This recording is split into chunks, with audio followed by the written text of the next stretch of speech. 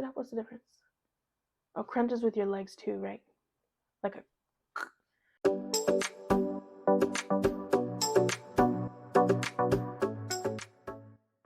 Hi guys, welcome back to my channel.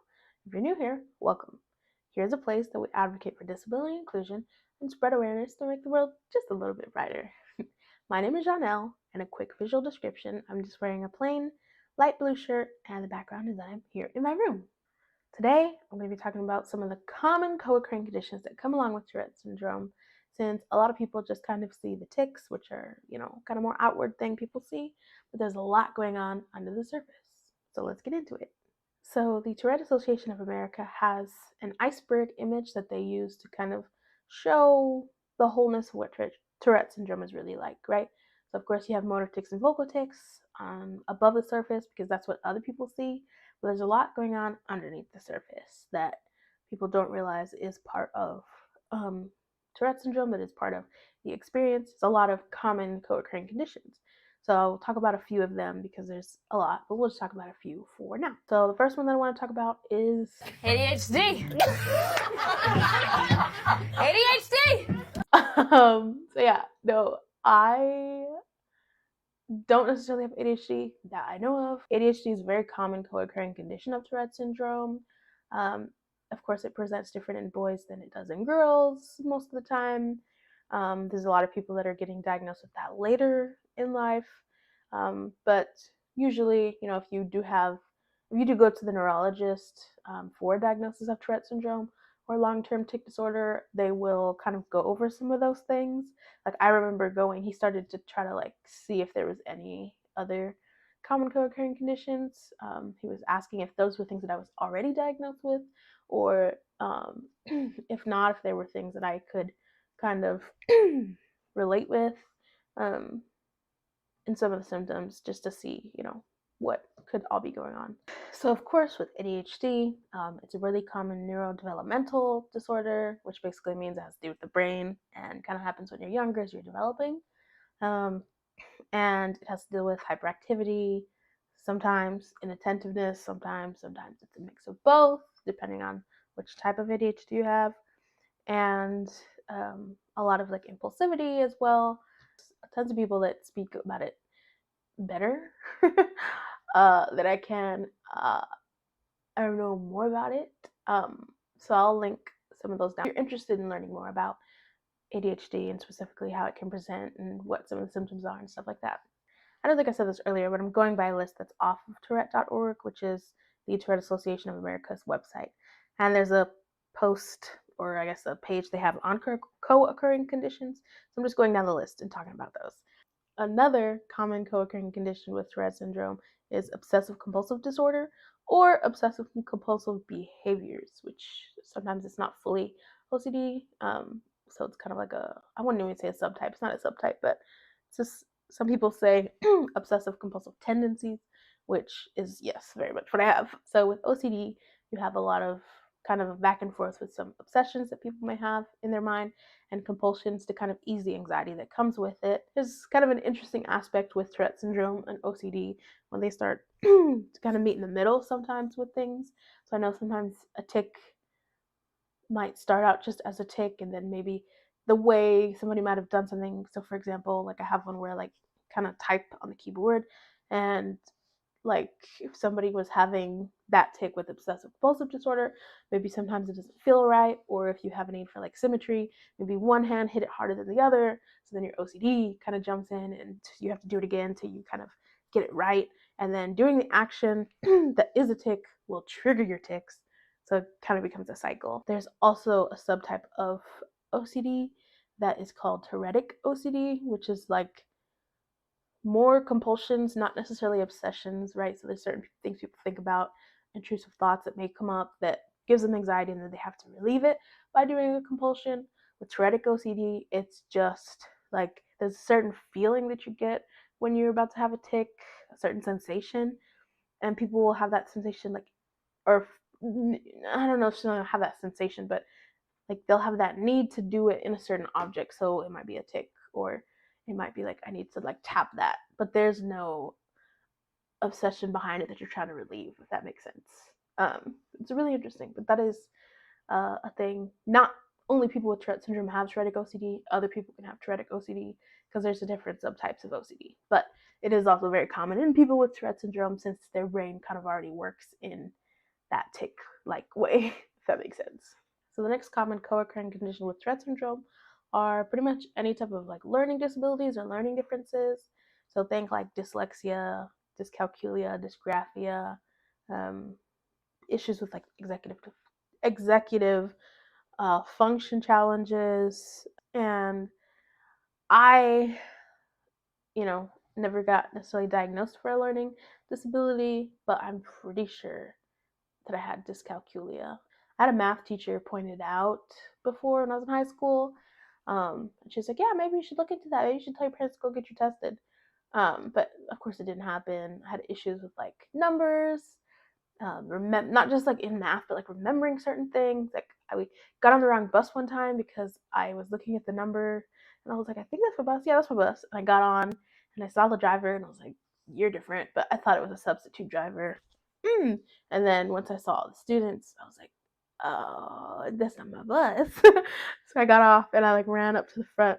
My bus was literally about to, like my actual bus was literally about to drive away. Yeah, I almost missed the bus because of that, and different things like that. But yeah, it's a very common thing within Tourette syndrome. There's other learning disabilities as well, like um, dysgraphia, which is more like has to do with like handwriting or copying what you see on the board, and stuff like that. It can definitely make your experience harder, right? You're already sitting there like taking in class.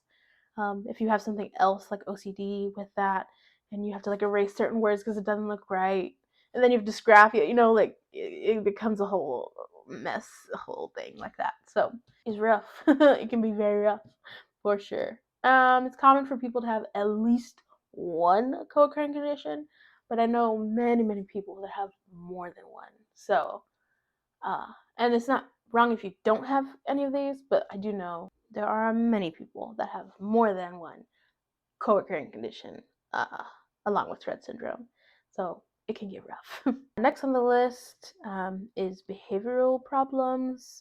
So this includes things like aggression, rage, um, shyness, separation anxiety, and this is not something personally that I dealt with. Like I know there are people with Tourette syndrome that also have like rage attacks and stuff like that. This is not something that I've ever dealt with, thankfully. But it is. I've heard enough people talk about it where it could. Once again, oftentimes people have more than one common, co-occurring condition. So you put the tics that are bugging you with the OCD or with anxiety, which we'll talk about later, with learning disability or something like that. And you're sitting there trying to do homework and it's like so frustrating. And then you'll just like bust out in rage and like people have like, you know, destroyed property on accident during rage attacks, and it's like something that they're not necessarily in control of. Like once it happens, it's just happening. And I know that's really tough sometimes for like parents to deal with, or like other people in the house as well, of course, as the person dealing with it, that's having the rage attack. But that's definitely something that you're able to, get assistance with, or if it's kind of more common, it's definitely something that you can go see a therapist for and try to help out with figuring out what the root of that is, if it is solely Tourette syndrome or if it is also a mix of something else. The next thing on this list is anxiety. And I'm going to put depression in there too, even though it's not on there. Yeah, anxiety is something I also deal with. I remember being as young as 7 or so. I was gonna talk about, I'm not gonna specifically talk about what some of my main things that I was anxious about over, because I don't want to give anybody's ideas. And by ideas, I mean like your brain will pick up on something and be like, "You're right, I didn't think of that," and then now you're worried. So I'm not going to give specifics online. Of course, if you were wanting to know more or something, because you're trying to be like, "Well, I deal with this. Is that common?" Then yeah, I'm happy to let you know personally, but not on a YouTube video, just because I don't want to like make anybody else's anxiety worse or obsessions from OCD worse. But I remember dealing with things like that as early as 7. I also have another anxiety disorder from something else, but that's a different video that we don't even know if that's ever gonna happen. Let's be honest. But yeah, that's common. Of course, I mean, think about it. you're dealing with kids at school, bullying is a potential thing. It is so intertwined with having tics because even think about something as simple as like sitting in the classroom and you start to have tics like that. Of course, I made a sound, I clapped. Like, that's gonna make people look. And then you're anxious and you're worried. It's a constant worry about like people looking at me. What are they thinking? Am I distracting people? Is it getting annoying? Like, all these things. So it's very common. And then depression, of course, dealing with things, and it's just a rougher, especially if you have them young, and it's not like really accepted where you're at or understood. Depression can definitely play a part in that. Or that can definitely play a part in feeling some depression, where you just kind of start to not, you care, but then you're just like, it's whatever, like I don't really care, and you kind of get numb with it, or you just feel like you don't want to do things, like you don't want to go out, you don't want to hang out with people because what's the point, things like that, and it just leads to a deeper depression, I guess. um, I also deal with depression, but not because of, as far as I know, knock on wood, we hope it does not happen because of Tourette's, but that's more because of the other anxiety disorder that I have. The next one on the list has to do with social skills. Once again, if you're thinking about having tics or the anxiety of what people are thinking of you or anything like that, of course, you can see where some social skill deficits may come in, or, like it's always kind of hard to make friends when you have a tic disorder, when you have just any difference, because people are like, "Ew, it's different, it's weird, I've never seen that." And then, you might deal with bullying or something like that. You might just prefer to like stay at home. A lot of kids like try to like hold back or hold in their tics at school, and then of course once they get home, like they just like let them out and just like take a whole bunch. And of course, when I say hold them in, it's not like you can control it, but I mean, when you sit and try to hold in a tic or not tic fully, it's like you're just adding on top of you're just adding pressure. So then when you get home and you feel like you can let it out, it explodes. So that's what I mean by that.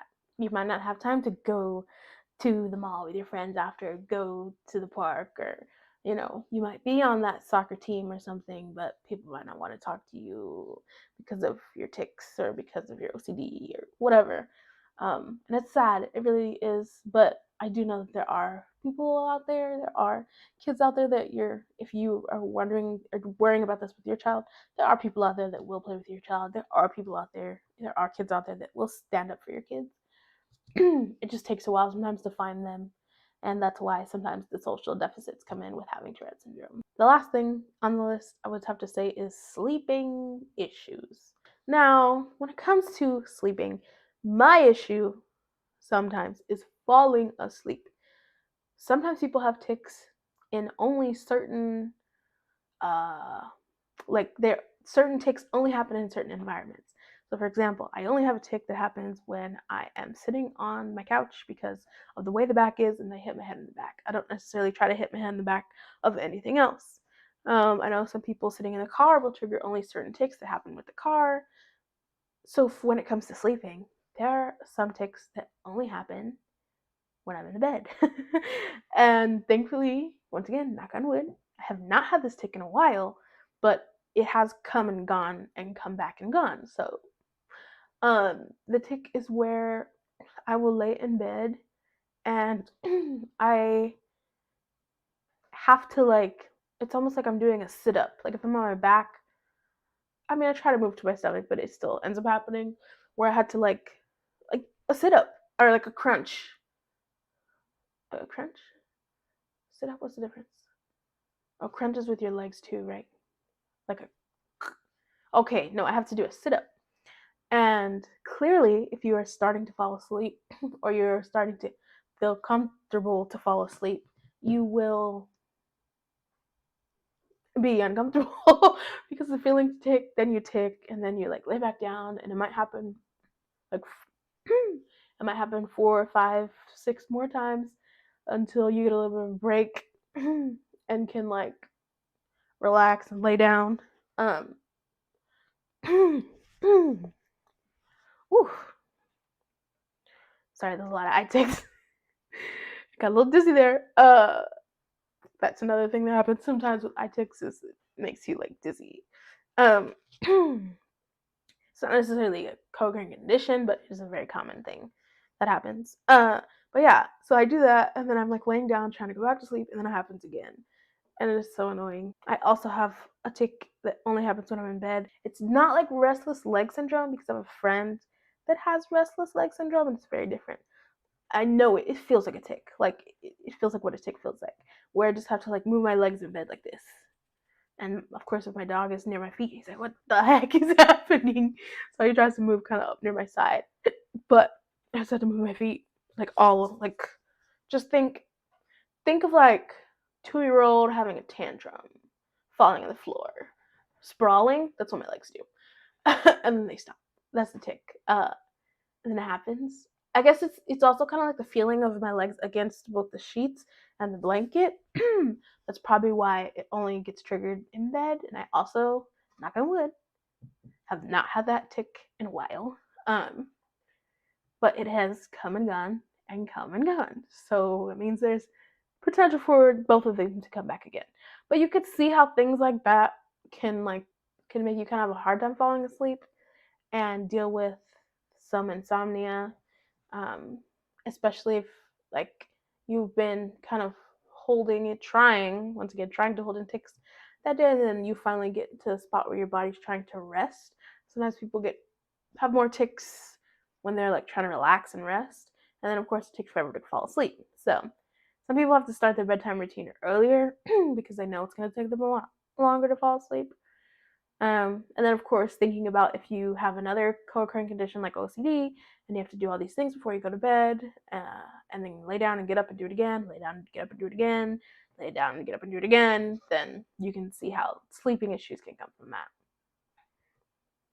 This is editing, Janelle. As I'm editing this, I realized I forgot to do an outro. So, I'll say thank you guys so much. I appreciate you watching. Feel free to put down in the comments what you got out of this video, your favorite parts, if you relate. I always love to see what you guys got out of it. And please like, subscribe, and share to help make the world just a little bit brighter. Thanks, guys. Shine bright.